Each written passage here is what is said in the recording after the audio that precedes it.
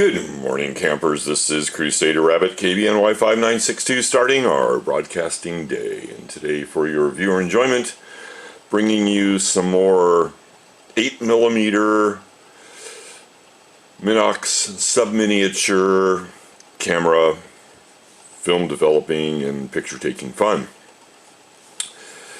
So for today's video, I'm going to explain how I respooled some slit down 35mm film, respooled it onto a Minox 8mm film camera, and then took some pictures and developed. First of all, I would like to show a little example of slitting film. This is just regular 35mm film. In fact, it's Ilford HP5 This is a film slitter that I got on eBay, Etsy actually, for roughly $30–40, something like that. So basically what you do is that you insert your film, 35mm film, in here, and you put the little top on.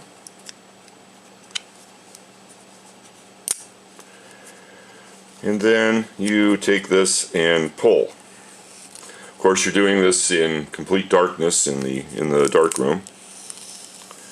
And you pull all the way through. And this is going to leave you with some little kind of trash here for the perforations. And then it leaves you with 2 rolls of 8mm film. And then I usually just take my scissors, handy dandy scissors that are in the dark room, and I cut, trying not to cut my fingers because I can't see what I'm doing because it's completely dark out. And then usually what I do is I take the film that I'm not going to be respooling, and at this point I can't really tell what's what, and I just take this and take this in entire glob of film, and put it in a spare developing tank, daylight developing tank, so I can just take this and throw it in the tank and then put the top on the tank, and it's protected from the light when I eventually turn the lights back on. And that way I have my other roll of film saved for future spooling.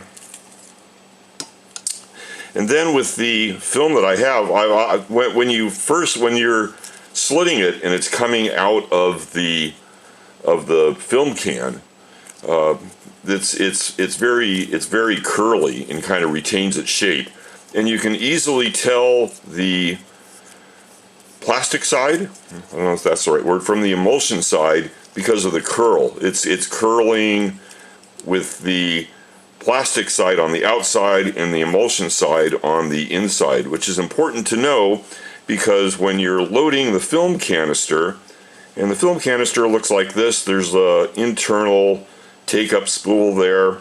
One side is going to have a little hole in it. One side's blocked. One side's going to have the hole,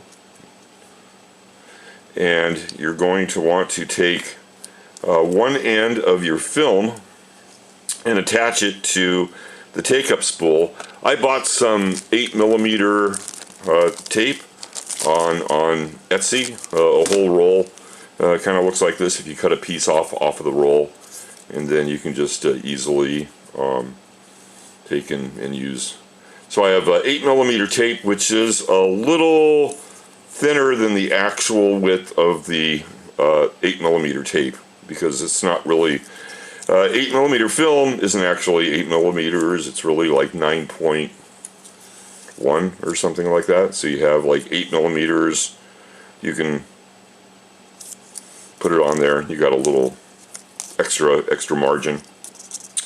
So when you're attaching to the roll, you're going to kind of want to be mindful of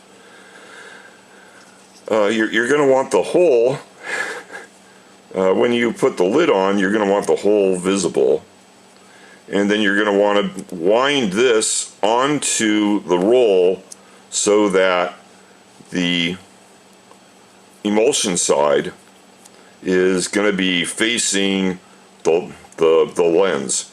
So when we put this in the camera, this is easy to tell in the dark because the gap here is shorter than the gap here. So you can kind of feel this is a larger gap, this is a shorter gap. I'm going to want the emulsion facing this way, the plastic facing this way, and I can tell which is plastic and emulsion because of the way that the film's curling. So I can put some tape on this roll first. I usually do that in the light before I even start.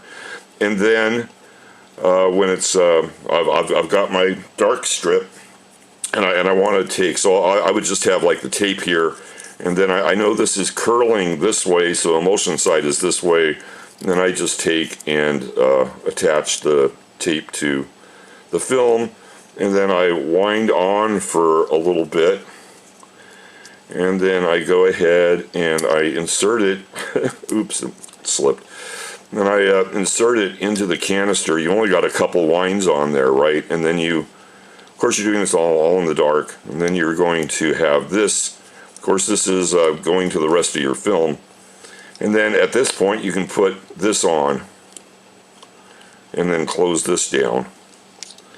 And then once I have that on and down, I usually take a piece of this tape also and seal around the edge so it doesn't accidentally come off. And then at this point you can just take the rest of your film and you can just start curling it up. And 8mm film's a little small, so you can just kind of like keep curling your film and curling your film and curling your film. Of course this end is attached to this, so this is all kind of like dangling, and then you can like pull it tight and curl and curl and curl until you get all of your film in a tight little ball that can fit into here. And then you're going to take this and you're going to put this into your film spool so that this is now coming out the out here like that. And then you can put this on, and once you put this on, then you can put more of your tape on this on the edges so it doesn't accidentally come off, and then you have a film spool that is ready to insert in your camera. And at this point I'm still doing this in the dark because I don't know, I guess technically you could turn the light on. I wouldn't, because you might have, well, that's, so anyway, so all of your unexposed film is over here, your exposed film is going to end up on here. When you open up your camera, see the lens is here, so you'll be taking this and you'll be putting it in like this, and this is your take-up reel. You'll be putting this in here. You'll be making sure that the film goes in the little slit there, and then you'll be dropping it in, and then closing the camera back up. And of course the way that it works is that we were sure that the emulsion was facing this side, so the emulsion is facing the lens, so we've put it in properly. Let's see, and I was shooting, what was I shooting?